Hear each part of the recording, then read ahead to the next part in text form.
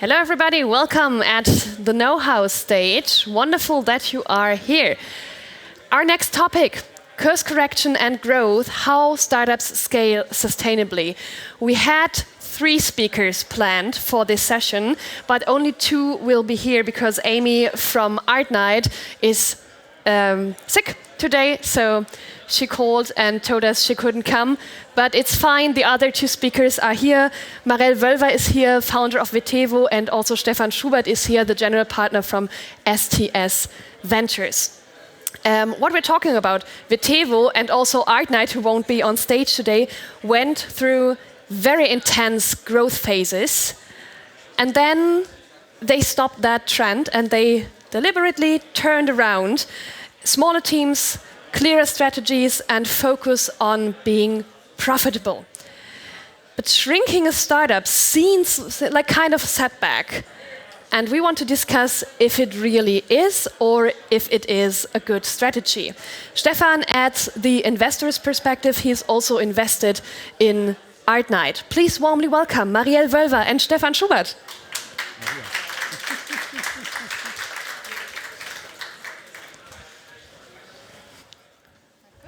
Wo willst du hin?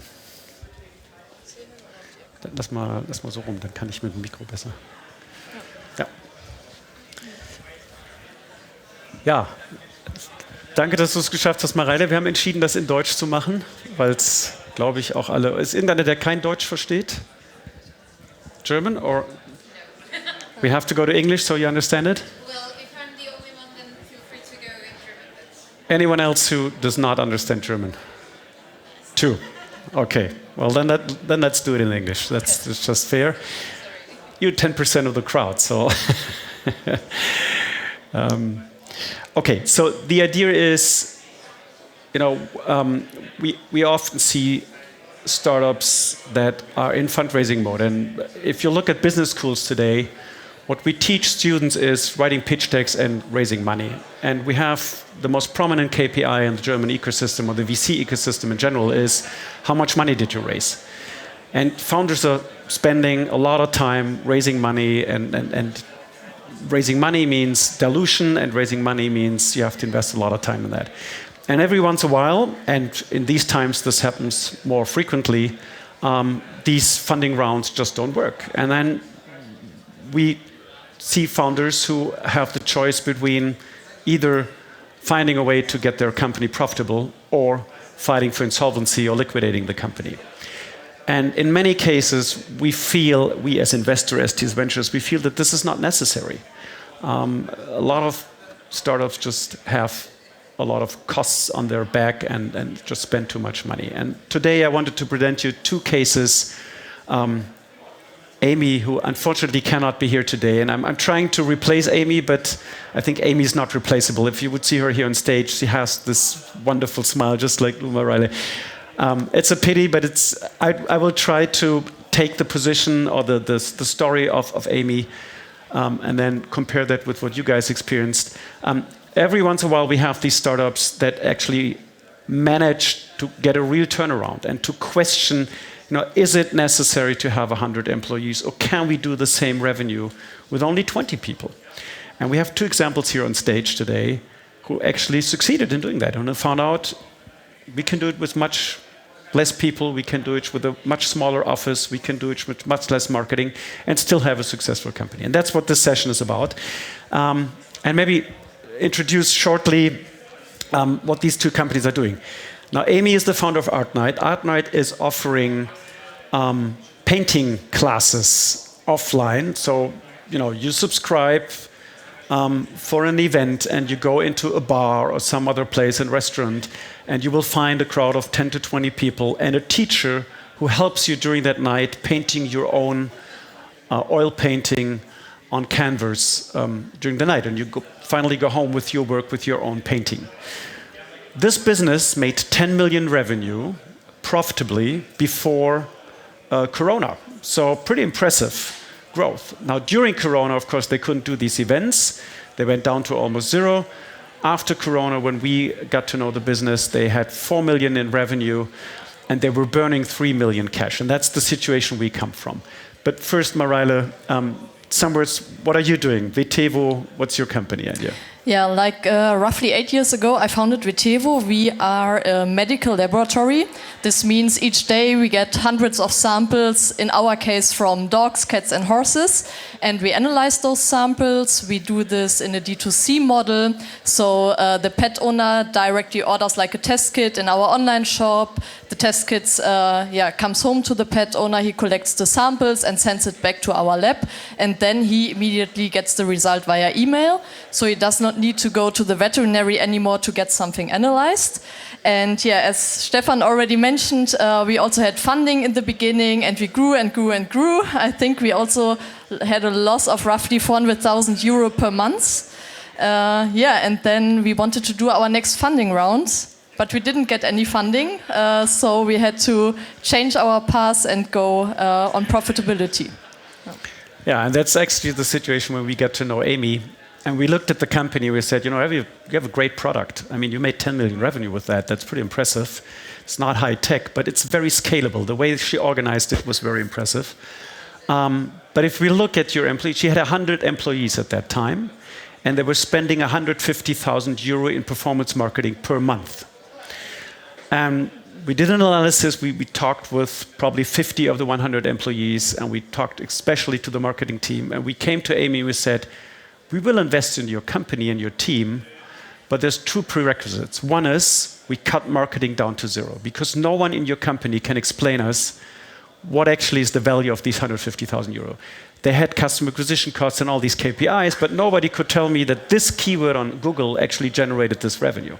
So let's try it. What happens if we cut down marketing to zero, and we want you to cut down your employee base from 100 to 40? So you lay off 60 people, because then it's a company that can swim, which means you have water under your boat, and then we would invest. And Amy said, wow, crazy, how can I grow? This is never going to work. And it took a discussion of about 2 months. And finally she decided, actually facing death, I think, was more the situation. She said, okay, I do it. And she did it, and today Amy is running the company with 16 full-time employees. She had 100 when we met her, now she has 16, and the marketing budget is down from 150,000 to about 10 to 20,000 per month. And the revenue, compared to when we entered the company 3 years ago, went up by 20%. Now, how is this possible? And you had a very similar experience. How is it possible? How can you do this? And what are your numbers? So for us it was more or less exactly the same dynamics. We were a little bit less people when we started this profitability journey. So we were roughly 15 full-time employees. We are now down to, I think, in heads we are 19, so almost the same size. We also kept revenue growing, but we are highly profitable. So we have a very, very good EBITDA margin since roughly 1.5 years. We also had, I think, roughly 70,000 euro in marketing spend per month, and we are now down to 25,000 euro in marketing spend. But I think the biggest change was laying off people. It's hard, but we just kept the people who keep the operations going. So in our case, we just kept everyone in the laboratory who really do the samples, who keep up our daily work, then purchasing, logistics, and the top or the second line that we have built up, also recommended by our shareholders that we had to let them go, and I think this was basically the best decision that we could have done, because it was not the right team setup for the stage we have been in. So we hired too much top down, very expensive salaries, and it didn't really have the impact in our company. Yeah, and I think the interesting thing is when you come down from 100 to 20 or so, you don't need these heads off, right? You don't only reduce the head count, but you reduce a total management level, and it's probably the more expensive people. How did you decide how many people you would keep? It's like when you go top down, you say, okay, this person, maybe we don't need to do this and that. But going from, I think in your case it was 50 to down to now the 19 head counts, but it's 11 full-time equivalents, I think. That's quite a step. So how do you decide how many people you lay off and which people you keep? Yeah.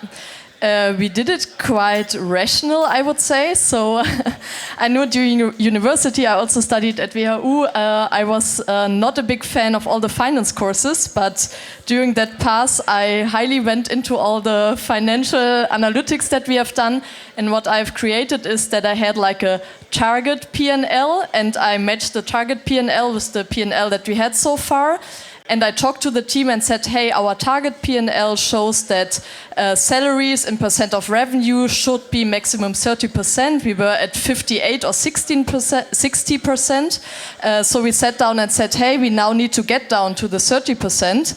Then we had all the salaries listed, all the people listed behind it, and then we went through all the teams and cutted people in all the teams until we have reached the target number of the profit and loss statement that we had.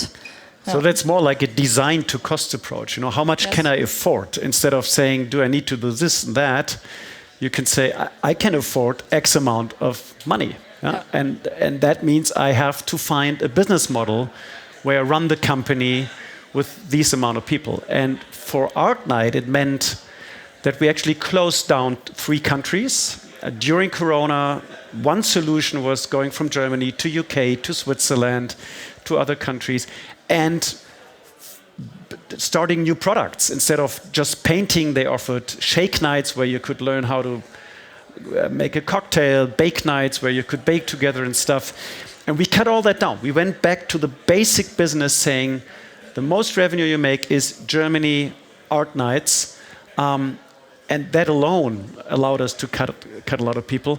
I think you did something similar, right? We did this, I think it's the typical like ABC analysis that you do. We did this in all areas. We did this in marketing, in CRM, in products. And as I said, our core business also today is that we analyze samples in our laboratory. But I think roughly 4 years ago, around that, we invested a lot into an app to create user engagement. We sold medication, we sold like spot-ons against flea and ticks and so on. So like we wanted to create an ecosystem with thousands of products for animal health care. And then we just looked into what drives our revenue, what drives our margin. We had 3 products doing this. This were the 3 lab analyses for parasites, allergies, and gene tests. And so we have cut everything else. And this is still what we do today. So it's focus, right? Focus on the business model that generates most revenue, most contribution margin, and do one thing right. And once that works, then start thinking about other things. And that's something which we see in many startups just the other way around. You know, you have, for every finance round, you have to find the next big deal in the next product, the next market, the next country. And that costs a lot of money because it creates so much complexity in that. Now, there's one other thing that Amy told me, and she says, you know, Stephan, now we are only 16 full-time equivalents, or was it 11? I don't remember, but we only less than 20 people running around here. And you know what? It's so much more fun working with these 20 people than managing 100 people before. Because these 100 people wanted vegan breakfast and home office rules and a kicker and all these things. Now I have a core team of 20 people and they're really excited building that company. Is that also experience you guys have? Yeah, something like this. And what I also would like to share is I mentioned that we did a lot of top-down hiring in the beginning, but this didn't really work out for us. What was the most successful thing is that we did more bottom-up hiring. So we had a lot of working students starting in the laboratory. So they studied biology. And 2 of them are now 7 years with us. The one is leading the marketing. The other one is leading all the operations, purchasing, logistics. And we even have a third one. He's leading the lab. They all started as working students. They are super engaged. They highly value that we give so much responsibility. They have good salaries. And they also stepped out of what they actually studied. So they noticed, hey, biology is not really what I want to do. I'm so interested in marketing. So we said, hey, let's go into marketing then. And it's, we really like working together. It's super nice. It's interesting. Yeah. So wrapping up this first part of how many people do you need, I think the lessons learned from the pre-talks we had with Amy, and so I would say it's a pretty interesting exercise to say, how many people can I afford to run my business, and who would be the most important people and the best people to fill these positions? That's one. And the other is, and Amy and you say the same things when we talk to each other, people are so excited and have so much fun being successful. That seems to be much more encouraging than having tons of fringe benefits and all the things we think startups need to offer their employees. Yeah? And having a small team that has success together is something that generates a lot of fun, right? Maybe one comment also on this, that being successful, what we have done when we switched to profitability is that I wanted everyone in the team to understand how do we make decisions and why do we make decisions in a way. We almost have no one who studied business, so I did like a business learning session with almost everyone, that they are also able to read like a profit and loss statement, know what an EBITDA is and what drives our margins. And it's so nice to see we then installed like a bonus based on the EBITDA we generate, and the higher the EBITDA is, so we did like 4 different scenarios, the higher the percentage, so the higher the pool of bonus is that we give to every employee, so they really participate in generating more EBITDA. And this is so nice when we have the all hands and everyone is then thinking about, okay, for example, what do we do for a Christmas party? That they say, hey, we want to do something for Christmas, but something not too expensive, because then the EBITDA goes down and we get less bonus. And so I noticed also the team in the end, they want to earn money. They not want to have like fancy team events where we spend like 5,000 euro. They don't really care about this. Wow, so, that's cool. Yeah, that's an experience we have seen many times before, and it's really fantastic to see you smile when you talk about that. Yeah. And okay, that brings us to the next steps. Having 100 employees means a big office. I know Amy spent 36,000 euro a month on her office. Today she spends 0 because she rents a WeWork every once in a while, but she doesn't have a fixed office anymore. So that saves a lot of money. But she also went through the other costs, products they buy, like the canvas and the colors, the logistics. So all the other costs you have in there. Most startups we see just want to get it done, but they never think about, can we do the same job with lower costs? And you just, when we were standing there, told me an example where you lowered your costs dramatically just by focusing, negotiating, and doing it in a smarter way. Can you give us an example of that? Yeah. So what I did as well is that I took the BWA Wertenachweis that you get each month from your tax consultant, and that we took all the costs of the BWA Wertenachweis into an Excel, then just sorted it by amount of cost that we have, and then always calculated how much % is this of the total cost that we have. And we still do this each quarter, that with all the team leads we go through this Wertenachweis and say, hey, where can we cut 1%? And there's always costs we can keep on cutting. This is amazing. Something else I wanted to mention is we have a lot of contracts with, like for example, our logistics provider, with companies where we purchase stuff. And actually we noticed we never checked the invoices that they have sent us, we just paid them. Then we started checking the invoices, and no invoice was according to what we said in the contract. So we went to court with 3 companies. One court thing is still running, the other 2 we have won, because they just didn't adjust the invoices. So I can just recommend to check the contracts and also the invoices that you get.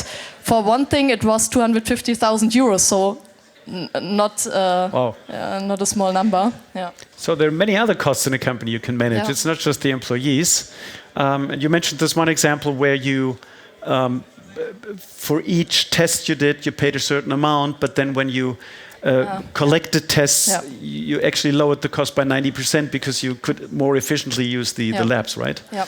So in the beginning, we started to work with a lot of partner labs. So we had the allergy test in one partner lab, the genetic test in another one. And we had like our number 1 test, we had costs of roughly 40 euro for this test. And since 5 years, we are doing this test in-house. And now for sure, we have salaries and so on for this, but alone the variable cost that we have is 1.32 euro. And before Instead that, of we 40. have paid 40. Wow. So I think doing the core competencies in-houses really helped us. And yeah, was a big difference in cost. Yeah. So, and what I always like to tell founders is, because cost management is not something very popular in startups, but what I tell them is every euro you spend in your startup is a euro you have to fundraise. Or the other way around, if you don't spend it, you don't have to do the fundraising for it, right? And in your case, and same with Amy, if you become profitable, you don't have to do fundraising at all. And that frees so much headroom and energy and time that you can invest in your company instead of fundraising. It's pretty amazing, and you do a lot more smiling today in your face than when I met you last time, which was about like 3 years ago. So when you were heavily fundraising and burning 400,000 per month, yeah. Yeah, it was always like a fight, and somehow, for sure, backward looking, everything is easier to explain. But when I'm honest with myself, it never really felt that right to do that fundraising and so on. I grew up, so my parents are farmers. I grew up in a very conservative setting, and my dad always said, Mareile, I don't know what you are doing there. He doesn't really get it. And somehow, to me and also my co-founder, it never really felt that right. And I think that we didn't get the funding 4 years ago was the best thing that could have happened, because since then it was hard, but it feels so right to just do it that way. So yeah, I'm super happy with the development. Cool, very impressive. And then there's another aspect of fundraising, which I think many founders forget. For you as a founder, the money you've raised, the equity you've raised, is actually debt. Because you have these liquidation preferences, right? Always. And before you get a single dollar out of your business when you sell it, you have to pay back the liquidation preferences to your investors. So today we see companies which in 2020 and 2021 and the big hype of Corona have raised 500 million euro on a $2 billion valuation, and absolutely fantastic companies. And you look at them today and they have offers to exit their company at 300 million. And these companies are unsellable because the investors say, wait, I invested 500. If you give me 300 back, that's not interesting for me. And the founders say, we don't get a single dollar, right? Even though a $300 million business is pretty impressive. But there's unsellable. And that's something which a lot of founders just forget. And that also pays on that. You know, it's for you as a founder, it's debt. I think that's how you have to look at, although it's in the balance sheets, it's equity. Yeah. Okay, we have a couple of minutes left. Marketing, just a small story of marketing. I told you about Amy cutting 150,000 euro in marketing and nothing happened. That's pretty shocking. And what we have seen in a lot of startups is most of the time marketing is perceived as something creative. You have young people sitting there and they have great ideas of you can do this and that, and then the higher the budget, the more important your marketing position is. But we always say, you know, the performance marketing, the classical performance marketing in the web is a mathematical problem and not a creative problem. It's really about, can you measure that this keyword on Sunday night displayed on an Apple iPhone 17 Pro generates this revenue. And it's not about, wow, I have a great keyword and they click on it. Is that also something you would subscribe to? Yeah, totally. We did the same. We had no money. We were not able to pay the Google invoices. All the accounts were not active anymore. So we didn't have any chance to do something else. And it was the same for us. So we didn't see a dip in revenue, especially for marketing. For Google, we see so everything that's search. We see that search is really something that works for us. Is if someone is looking for a lab test, that he finds us. This really helped. But for Meta, especially, we didn't really see a difference. So not at all, yeah. But I think maybe you also have to take into account, we were 5 years in business then, so I think we had like a brand, so customers knew our brand already, so it was okay for almost 6 months to do no marketing. I would say nowadays it really helps us for growing to do marketing again, but we do it differently. So for example, for us, we have a lot of affiliates. We do a lot with influencers again, but just spending money on Facebook ads didn't work for us. We tried it with 3 different agencies. We have spent so much money on the agencies. On the Facebook spend, the agencies are spent like in X% of marketing spend, which doesn't make sense at all. And this just didn't work out for us. Yeah, I'm not saying don't spend any money, but spend it wisely, yeah, and know the impact of the marketing dollar you spent. Now, last question to you. Except for the fact that you're sitting here and smiling a lot more than 3 years ago, what has changed in your life as an entrepreneur after doing that? I think I was able to discover the type of entrepreneur that I would like to be. And I discovered what kind of company would I like to build. And I think this is the best feeling at all, that I know it feels right. I'm doing what I feel is right to do. And I think also the employees notice. We are very transparent with everyone in terms of numbers. Yeah, and this is the best thing about it. Cool. Okay, so to wrap this up, I'm seeing this from an investor point. If you look at our portfolio at STS Ventures, it's not that we do restructuring all of the time, but what we like to do is really building companies and not being so much interested in equity stories. Equity stories is, wow, we have raised a new round at a higher price, we have raised so much money. We as STS Ventures think these KPIs are not interesting for us. We like growth. We like growth that is generated from operated cash. We like EBIT. And please don't forget, if you own 20% of your company and you sell it for 50 million, which is a small exit maybe for the VC ecosystem, it's still a lot more money than if you own 1% of your unicorn exit and have maybe 700 million in liquidation preferences. So do the math, and I think the message here is you can become a very happy and successful entrepreneur without all these huge fundraising rounds and spendings. Thanks, Mareile, for being here, being so honest to us. Thank you so much, also Stephan, for hosting this panel. You're both on the Umbrella app, right? On the event app? I don't know. Probably. You don't know. Probably. I think you should be there. So, but in case they are not, I think you need to catch them over there at the tech desk if you want to talk to them. Thank you so much. Enjoy Startupland. We will be back in some minutes here at the know-how stage with finding the perfect co-founder. And this talk will be in German.